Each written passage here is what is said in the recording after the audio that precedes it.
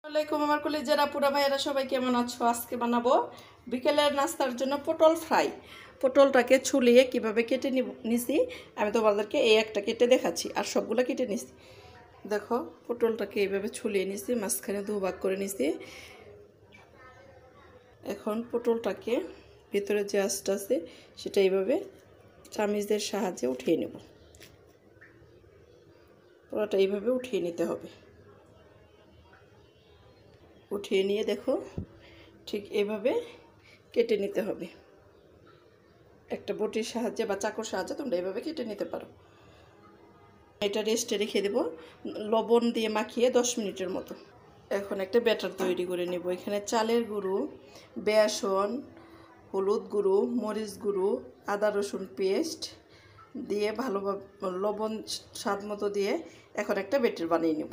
এখানে চালের গুঁড়োর অংশটা বেশি দেবা, তাহলে পটল ফ্রাইটা খেতে মজা লাগবে। দেখো ব্যাটারটা গুলা হয়ে গেছে, ঠিক এরকম হবে। তোমাদের ঘনত্বটা দেখাচ্ছি, ঠিক এরকম হবে। এখন দিয়ে দিলাম কড়াই।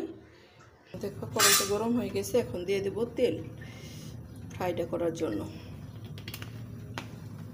আসতে এখন এই যে ফ্রাইগুলো এভাবে বেসনগুলোতে সবগুলো ফ্রাই এভাবে চুপে চুপে ভেজে নেব। এখন দিয়ে দেব সেই ফ্রাইগুলো, পটলগুলো দিয়ে দেব। দেখো পটলগুলো দিয়ে দিচ্ছি, এখন উল্টিয়ে দিব। তোমরা চাইলে এটা গরম ভাতের সাথে বিকেলের নাস্তায় যে কোনোভাবে খেতে পারো। দেখো কেমন হলো আমার পটল ফ্রাইটা। দেখো পটল ফ্রাইটা একদম কুমড়ো ফুলের বড়া যেরকম হয় ঠিক সেরকম হয়েছে। তোমরা চাইলে একবার এভাবে ট্রাই করে দেখতে পারো, অসম্ভব মজা হয়। অবশ্যই পটলটাকে মচমচা করে ভেজে নিতে হবে, কম আঁচে। জালটা অবশ্য কম রাখবা। দেখো আমার প্রায় হয়ে গেছে।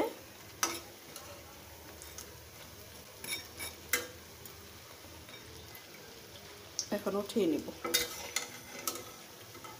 পটল ফ্রাইগুলো উঠিয়ে নিচ্ছি।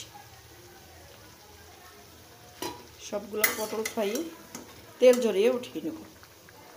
দেখো বাকি যে ফ্রাইগুলো পটলগুলো ছিল সেগুলো ফ্রাই করে নিচ্ছি। এখন এগুলোকেও উঠিয়ে নেব। ফ্রাই ভাজা হয়ে গেছে। দেখো হয়ে গেল আমার মুচমুচে পটল ফ্রাই। আমার রেসিপিটা যদি তোমাদের ভালো লাগে আমার ইউটিউব চ্যানেল, আমার ফেসবুক পেজটা ফলো করে দিও। সবাই ভালো থেকো, সুস্থ থেকো। আল্লাহ হাফেজ। তোমাদেরকে কে রেখেছি? বিসমিল্লাহ, সুবহানাল্লাহ।